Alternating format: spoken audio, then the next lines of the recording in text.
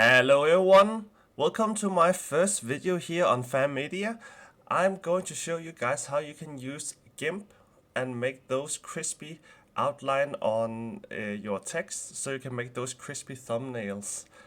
And for that we need to have a thumbnail. I have a thumbnail ready that I open up all empty. And I'm gonna assume that you're familiar with GIMP. If not, then let me know in the comments below and I'll try to make some guides for that too.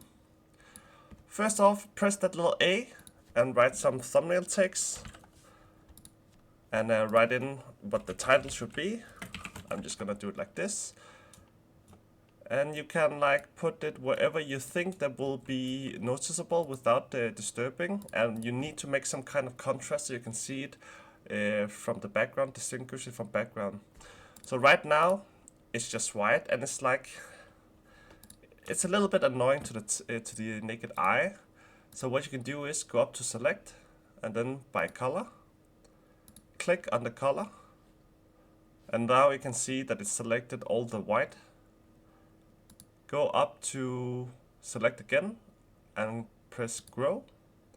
You can decide however you want it, the higher the bigger outline. For now 9 is enough for me. And I'm just gonna click away this text because now we're gonna put in some filling.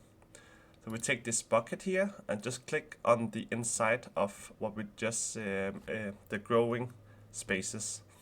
And I like to put in between the letters here as well to make it stand out a little bit.